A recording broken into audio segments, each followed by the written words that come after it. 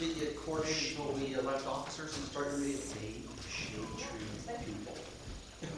I know, BJ, can you hear me? BJ's out of town. Can you hear me? Yeah. So before we get started, the first thing on our agenda tonight was originally just for you guys to take office, and we're making it a little more formal than we usually do. And we're going to have the mayor swear you guys in. So, excuse me, Mayor. So if you guys could please stand. The mayor's going to take over.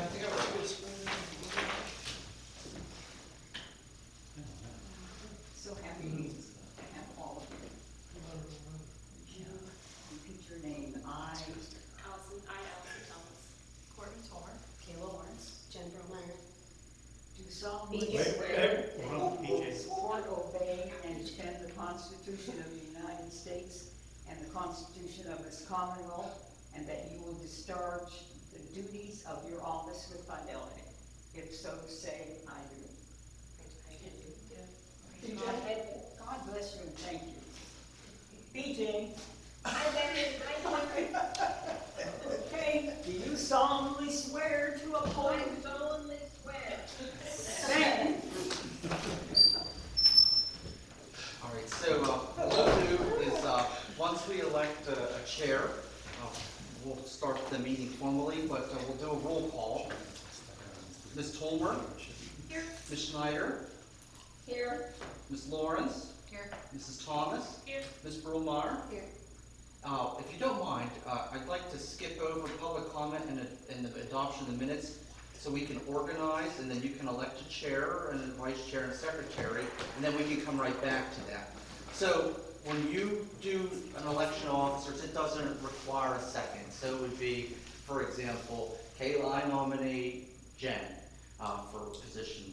And you don't need to have someone second that. And then if there's any other people, it's going to be, I nominate you. And then you would just do a vote down for that. So as we don't have a chair right now, I'll act as the chair until you elect the first chair. So nomination for chairperson.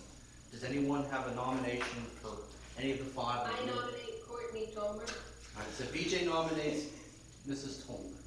Do you accept? I do. Thank you, BJ. Is there any other nominations for chair? I'll nominate Jen. And then Allison nominates Jen. Any other nominations? Okay, so we'll do an election right now for Courtney. All those in favor of Courtney signify by saying aye. Aye. So it's two. So we got BJ and Courtney. Okay, for Jen. Aye. So Jen is elected the chairperson. So congratulations. So now the meeting is yours. So now, Jen, you're going to just do the same thing I did for the other two, and then the meeting is yours. Okay, great. And if you have any questions, I'm here to help you and guide you through it. Great. I'm gonna have lots of questions. Sure. All right, so nominations for vice chairperson. I'll nominate Courtney. Courtney, you accept? Sure. Any other nominations? That's just a public comment. Yeah. Okay, all those in favor of Courtney as vice chairperson, say aye. Aye. And then that's it. That's it. Yes, Great. and now you're the vice chair. Yep. Congratulations. Thanks.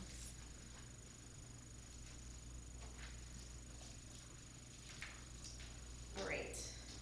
Nominations for the election of secretary. And then just to make it easy for you, just don't get afraid. Like the planning commission, I'll take care of your meeting records and such. If you wanted to, by all means, you can, but I feel like that's my job as a staff person to not burden you with that. So if you want to do it, you can, but don't feel obligated that you have to keep the minutes as the staff duty. Great, thank you. What does the secretary do then? Yeah. Essentially, like on the planning commission, you would attest to any of their recorded actions, like if there was a plan or something to come before you, you would be the person to sign off on it. It's just the official.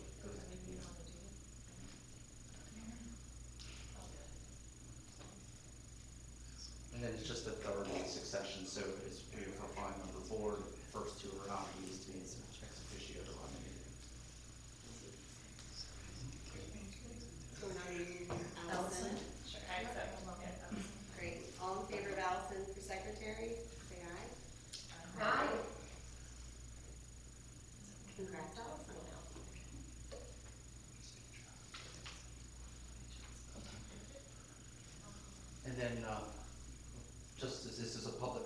So we run all our public meetings where the public comment comes first.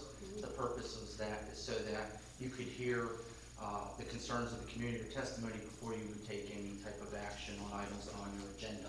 We went out of order tonight just so that you could officially designate who is the chair running the meetings as the call go to.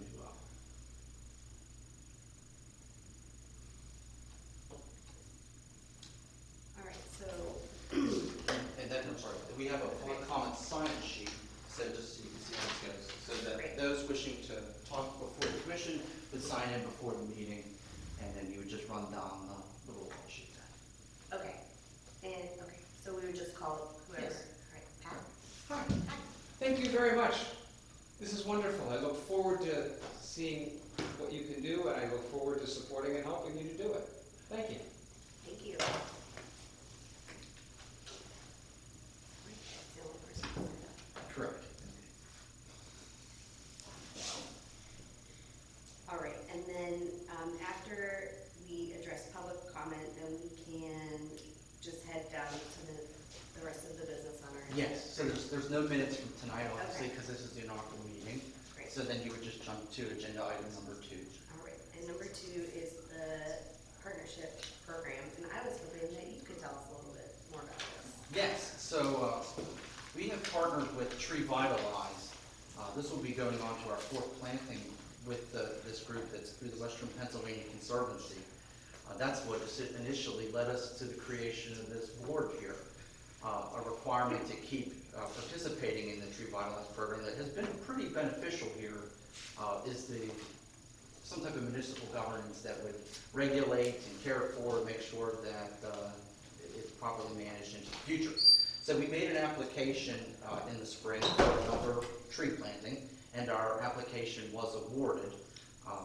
There was a tree planting schedule going through Tree Vitalize here in Bridgeville on Saturday, November 1st, and we're meeting at 9 o'clock here at the Borough Building. The events have been really well attended over the past couple rounds. They're a very fun event, and they typically only last 1-2 hours. They're one of those things where many hands make light work. We applied essentially on public properties, continuing what we started on Baldwin Street. So on the map, you'll see where they planted trees, and they had an arborist come out and look at these sites to see what would be appropriate and where. And you can see on Baldwin Street, that's where most of the trees that are under this planting will be done. The first is the corner of Margaret and Baldwin next to the Italian Club, and then the rest are some infill on some borough floodlots that we acquired. The rest are at McLaughlin Run Park down by the meadow area. So that's where the first planting is in partnership with you guys now that we're established. We're hoping to get the call out for volunteers within the next week. We'll be in our newsletter that goes out next week with garbage bills, and we'll start hitting it hard on social media and the web and the board on front here next week. My hope is that with you guys, that we can keep this moving. We have a very good rapport with Tree Vitalize. It's enabling us to keep getting funded year after year. And it's really the success is that makes them keep funding us. So our hope is, okay, let's line up for maybe the next time we meet. Let's think around where we could do a 2026 program and maybe even do a spring and fall or something. So that's where we're at with that. It was good news. The timing was impeccable. We got it 3 weeks ago, or 2 weeks ago. That hey, this lines up with our upcoming Shade Tree Commission meeting. We're getting organized, and we hit the ground running with our first official Tree Vitalize project for you guys as well. Any questions with that, or how we got this? How long is the grant cycle for that, like from application to? It takes a while. There's a spring and a fall. We applied for spring last year, and then we didn't have our Shade Tree Commission up and running, and there was a number of other elements that fell into place, so we got bumped to the fall. But typically, it's like a 6-month turnaround. I have to check to see when their spring application is. It's probably coming out pretty quick. And I can check and let you guys know. I'm curious as well. Thank you. Mm-hmm. You said the arborist came out and looked at the best sites for all of the trees. Did the borough have any input? We did. When I make application to them, I have to say, hey, what areas are And at that time, it was essentially just municipal lots and borough property and working together. But this program will fund, even if we had a call for like trees on private properties that will be owned by the private property owner, not under a borough shade tree, but we wanted to do something, you know, along those lines, they'll even do that. Okay. So it can grow to be quite robust. Can I ask a question? No? See, now that is directed to the chair, so this is a new flex. So typically you do have an agenda, but Bridgeville is a very lax community when it comes to, I call them our New England town hall meetings. But you have an agenda that we follow, and there's public comments beginning and end, but typically in the past, like, there's not many people here where the public typically just calls out. But that's up to the chair if they want to do that or say wait to public comment. But if you want to, because there's not much, you're more than welcome to. But just so you understand procedurally, that's how our business meetings are ran. Thank you, appreciate that. We'll allow. Sure, absolutely, yes. My question is whether or not, if this Tree Vitalizer, Tree Pittsburgh goes into private property, it catches on private property, and the person who has it is responsible, the tree commission does not get involved at that point, correct? No, we wouldn't get involved with that. Okay. The ordinance that created the commission defined that our authority is only within municipal owned properties and right of ways. So if you did do a tree vitalize program and expanded where, you know what, we're gonna do them in yards of people, they would sign up for Okay. that through an application. So that's probably down the road, but just so you know, they would fund that. is Yeah, what I'm saying. okay. Joe, do we have a map of like what properties are included? Because I mean, I know in my head, like the parks and. Sure. When we did one event where we were planting along the railroad track, so I think Mhm. there's properties that I might not have on my radar. So is that something we have? Maybe. I would have, to a degree, but yeah, I would have to get something unique, but I could get it for you.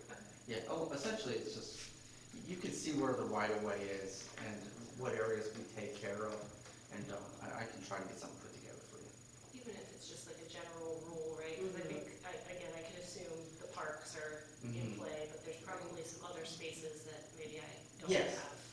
Yeah, Gilbert Street was a unique, yeah, Yeah, and that was a cool right of way where, yeah, it was perfect. yeah. I was reading in some communities, the area between the sidewalk and the road is considered borough property. Is that true for Bridgeville? That's a right of way, correct.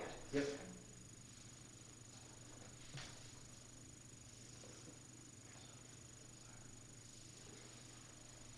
I do have a question for you, Joe. Mhm. In the documentation that you sent, it said that we can develop an inventory of trees. Do you have one of the trees that have already been planted in We these have that. projects? Yeah, we do have that from Tree Vitalize. They GIS all their trees, so I can get you that. I've worked with Tree Pittsburgh, which is like, you know, great, a branch. I think they're all like the same Same thing. entity, but Yeah. they, I Yes. think for different projects, they're called different things, but yeah. Great. Thank you. And that would be a good way to kick off, because here's what it comes down to is that every tree within a park is obviously under your purview.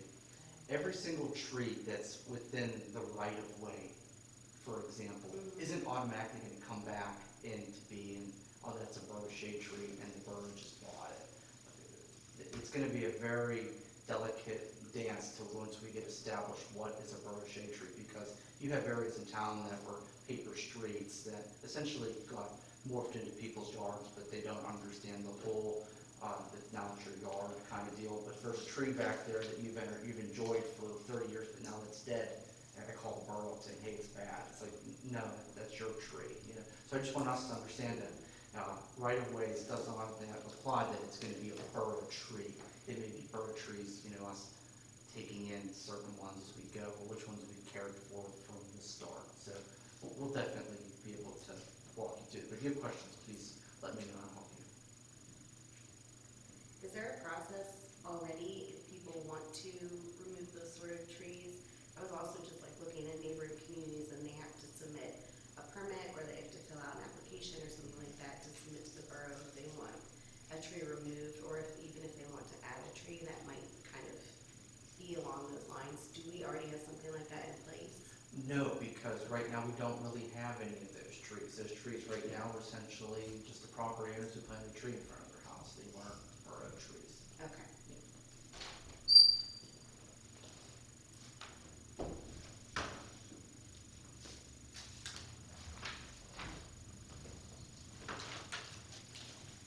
Another question I have, if it's okay, Jen?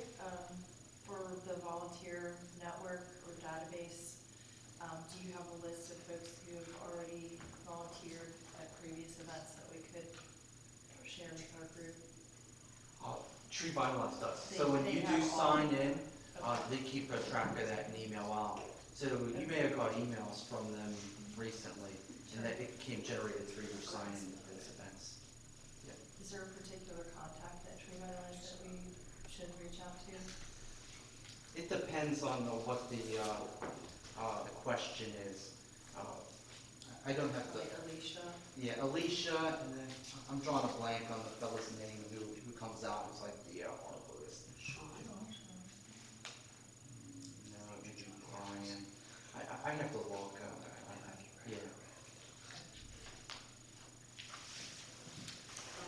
But going into, like along those lines, the folks at Tree Vitalize know that we're meeting for the first time tonight, and I explained to them, I said, I probably have two goals coming out of this meeting. One is over the winter, they got a tree tender course, like a barber tree tender course here, and then also some type of plan, maybe get the wheels moving for the spring application. So they understand, and they're actually excited about the enthusiasm here.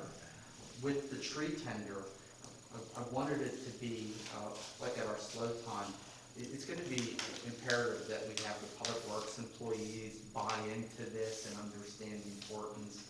I talked to a colleague in Carnegie, and their shade tree hit some bumps because the public works department and the tree commission were butting heads or weren't thinking the same way. So I think if we start at the same time, with the same training and understanding and where the vision is, we can be more of a cohesive team. That sounds like a great plan. Yeah, and the folks at Tree Vitalize did show an interest and an ability to do a class here in Bridgeville, provided we get a decent turnout. And I said, I think we get 15 people, and they said 15 people, they were shocked, like, they didn't think, they said, oh, I have no problem. So, I actually attended a tree tender course Mhm. previously, and I brought to share with the rest of the group, basically it's, it was a tree project that we proposed to council back in 2019. And so it's got the presentation that went before council, and then there were two like press releases that had gone out as the project developed.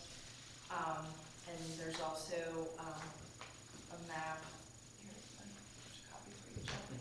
A map of like where the proposed planting was to take place on Washington Pike, and identifying the types of trees that were suggested by Tree Pittsburgh, and sort of like descriptors of each of the kinds of trees, and some questions that were typically asked for planting. So just something to give you reference of a previous project that was proposed. And when we did a test dig on Washington Pike, it was found that there was conduit that was irregularly spaced from ground level to the conduit. So it was uncertain, what we were going to get into. So it just didn't seem like the right time for the project, so we respectfully withdrew the proposal. But part of that 2-year, fact-finding, we were required to go to the tree tender course. So it's really interesting, and when you're talking about trying to bring people to Bridgeville to take the class, there were people from other shade tree commissions and like all over that were at the class at Tree Pittsburgh, and they're like so welcoming, and like everybody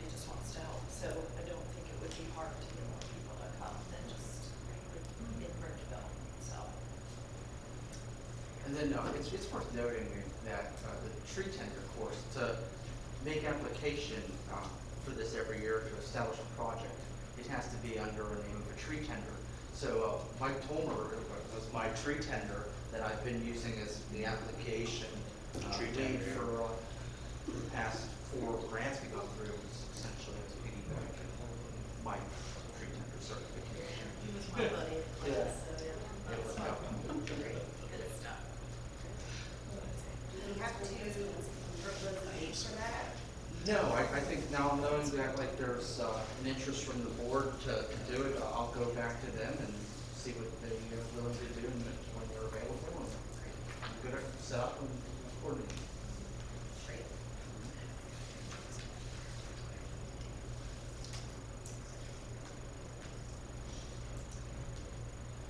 Is there anything else about the tree vitalizing and the tree tender? Items? Yeah, just call your neighbors up and see who's willing and able to come on it first. It's always a fun event. Yeah. Will that also be something that we push on the social? Mm-hmm. social Yep. media? Great. Who in the borough office is responsible for social? That's me. It's you. And then when I'm not here, Cheryl will work, but it's mostly me.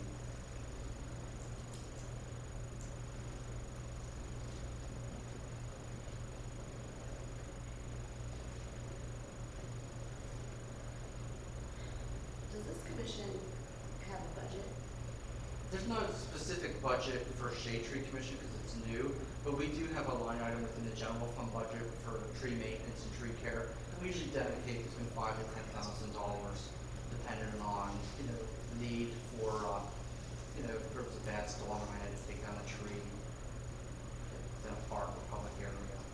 It used to be very minimal, but over the past couple of years, we did increase that budget, not knowing that we weren't going to get the Tree Vitalize grants. So the mindset going through Borough Council when we did the budget 2 years ago, and there was interest was growing after our first round, was, hey, let's start putting money in there so that we can do a tree planting program, be able to buy trees. But we've been fortunate where we get these grants where we get these short trees, because with short trees, they're not cheap. We're probably thinking it's $200 a tree. So it adds up well. So this year, we had that real bad windstorm on April 29th. It blew the whole tree bunch this year. It was like approximately $8,500 just to get rid of a couple of big trees that fell in some problem areas like the contractors. But we do have forestry equipment. You see the parking lot, the wood chipper, we have a tree truck, So we do have the means. So, and we have the skilled labor to do some of the work in-house. So it is pretty good. But we do have a budget. It's not much, but knowing that we're able to get the grants to come in every year, we keep this relationship building and moving to pay for new trees, and then that little budget each year we can use for whatever you guys call out. Thank you. There are a lot of grantees who receive funding, so we may not have to apply for a grant directly to us, but through like knowing who's in the network, who has received money in Tree Vitalize could probably tell us who they know have had grants approved that they're aware of, but then there's people outside of that that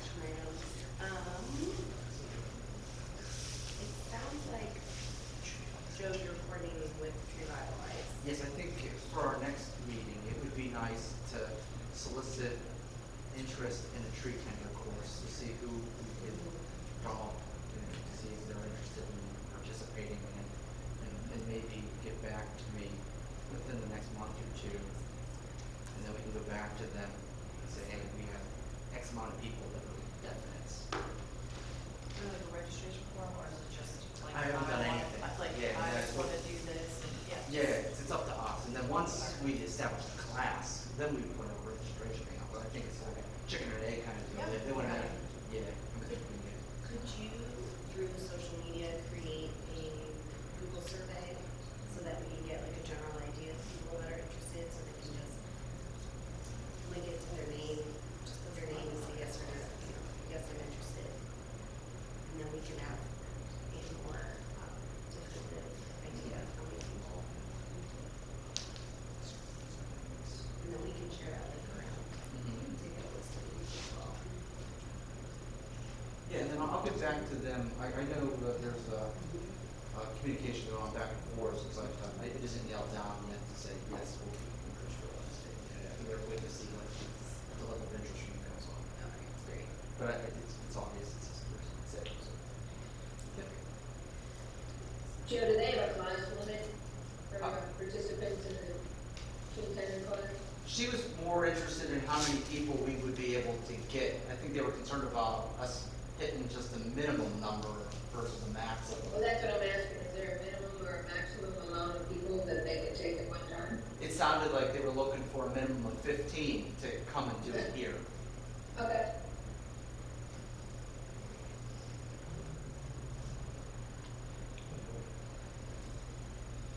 Okay, and then by next meeting, could we get that informal map of the areas Mhm.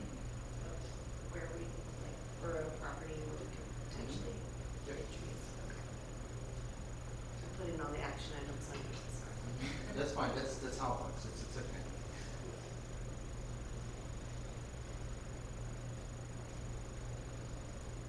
And it's not gonna be totally inclusive, because Sure. essentially it's like right of ways, and you'd have to go out and double check it right away to see if it would facilitate the tree.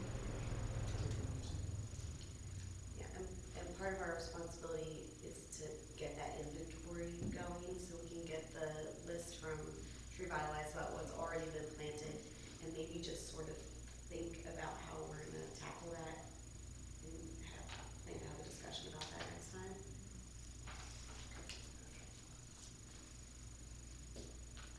I think that's a lot of things.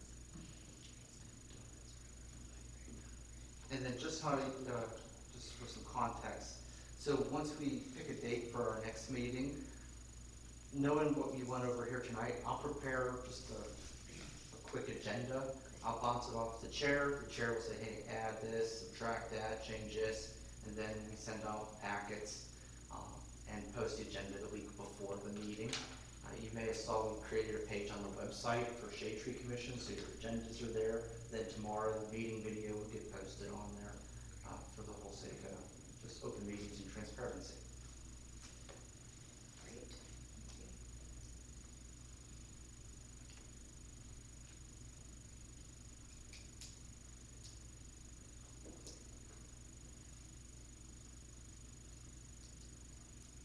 Will people be around for the November 1st planting? I will not be here. I'm asking myself. I can make it work, yeah. Okay. I think it would be nice for whoever, one of us, PJ too, is there to maybe be present, maybe just introduce ourselves at the start of the event. I think that would be nice. Yeah, it would be nice is that, like, you guys take over the welcoming and Mhm. the importance of being here that day. It's kind of, that's what we're looking for your help for, so it'd be nice to pass that torch on. Great. I'll be there. Great.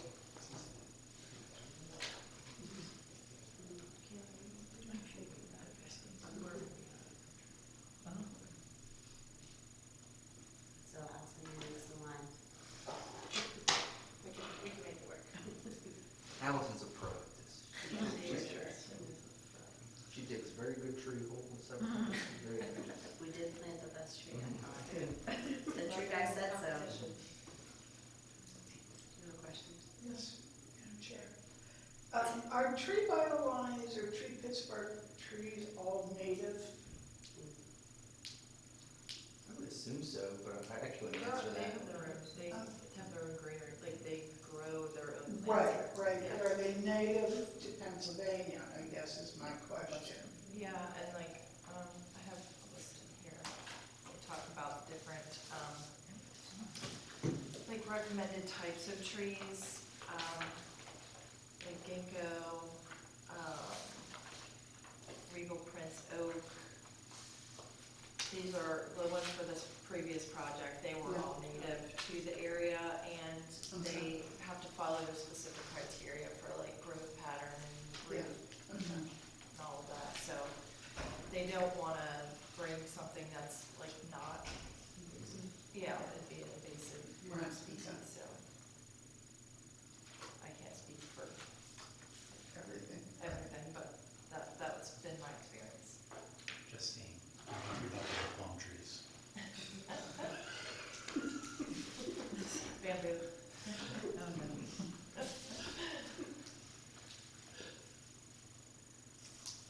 Should we set a date for the next meeting then? It'd be nice, I don't know, you have to think about, we were hoping at least minimum quarterly. So this is the fourth quarter, so that puts us into, January, February. The first Monday in January coming up is gonna be our council meeting, because it's a biannual year. So if we went first Monday in February, the calendar lines up with the other boards that meet. Okay. So, but I don't know what you guys were thinking of, but, the first Monday of February would be, optimal. Then we can just keep in touch between now and then. That's fine.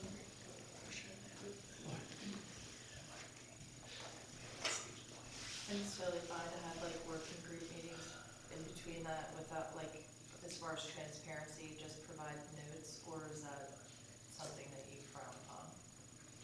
I think that this is an advisory board. It wouldn't be too much of an issue.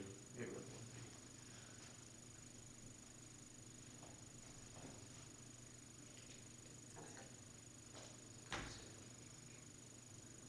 All right, so February 2nd, 2026. Okay, we have no old business. And then we call for public comment again. And you just open up the floor. But let them speak out anyway, so. Yeah. I do have another question. A while ago, we on council were presented with a outline as to what paper streets are. And I think, Joe, you put that together, didn't you? The solicitor did. Oh, okay, all right. Do you think it would be a good idea for you to better understand what a paper street is, or do you know? I don't know. I don't know what that is, no. Well, Maybe I'll leave I'm just, What, a paper sheet? huh? Or didn't hear the question. It's on paper, like on the original plan for the community, but it was never built Correct. or. It was an alley that was never developed.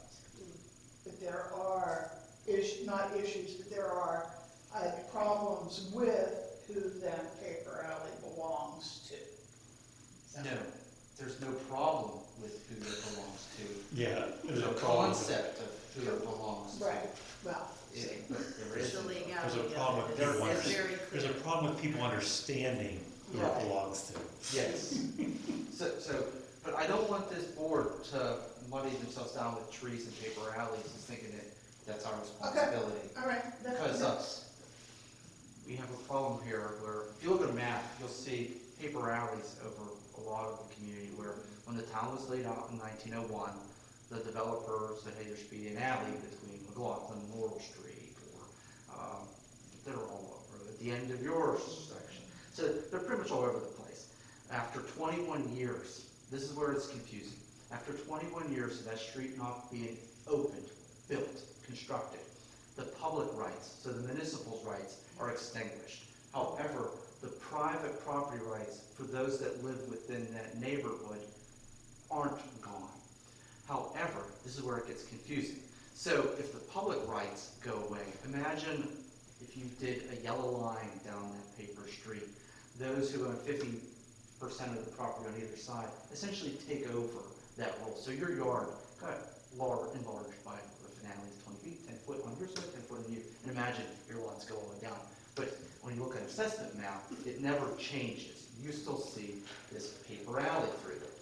Where it gets confusing, where you'll see from the solicitor's take, is that you could apply for a quitclaim deed to acquire that, to make it formally yours.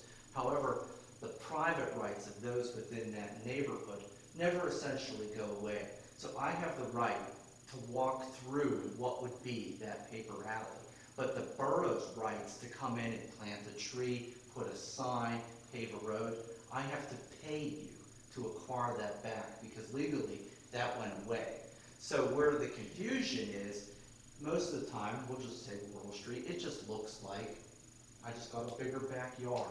And a lot of times here in town, there's woods in them, okay?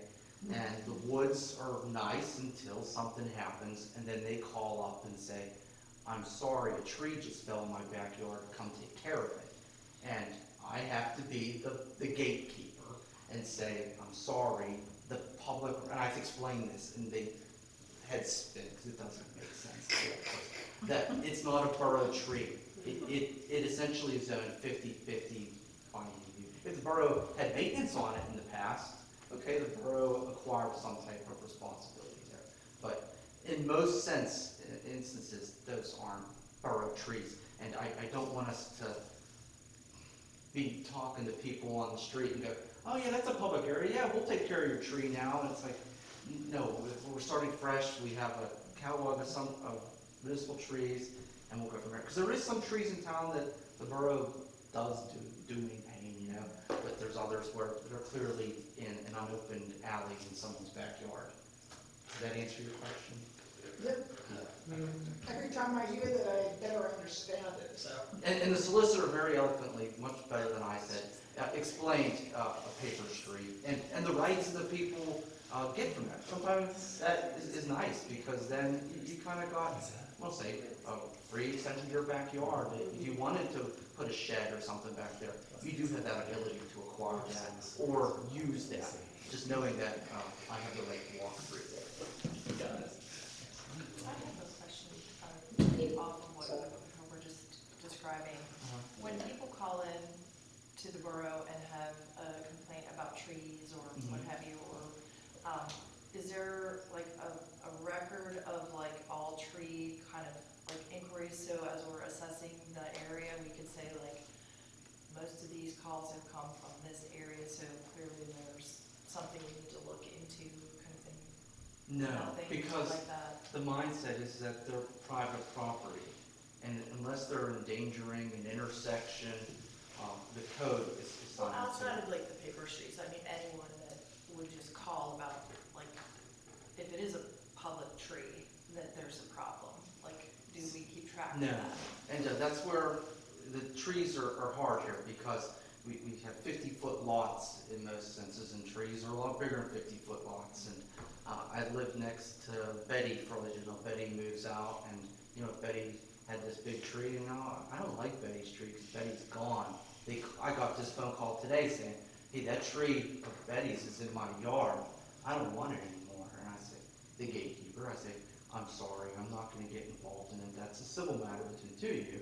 But, you know, your rights to that tree are at your property line. You own from your line to the heavens. So if you want to cut that there, you can cut it, but you can't go into your neighbor's yard and cut it to stump. You know, so we get these all the time. Now, if there's a dangerous tree where it's dead and it's been dead for a long time, and you've notified your neighbor, you know, there's a process civilly where you can put them on notice, and you don't do anything, there's safety measures within the borough's property maintenance code that we can enforce a safety measure. But we use it as a last resort. And then there is a section within our code of ordinances that trees within proximity to an intersection, close to visibility at intersections, where we can enforce that. And we do that often. But regarding, hey, a tree's dropping limbs on Gregg Street, they're like, no, that's not a borough tree. We've been down the road.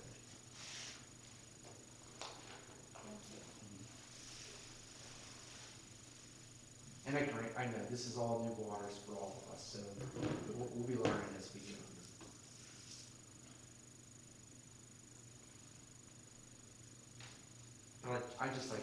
slow and methodical, because what we say today, we're gonna be, you own that from here to the future, you know, so.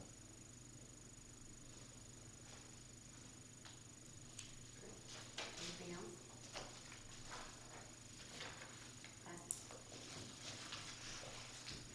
Mr. Manager, that was eloquent and exceptionally well done. I would like to deserve applause, but The symphony gets applause, so does the Shade Tree Commission and the manager. Okay. Do we motion to adjourn? Do we have to get a second on that? you do need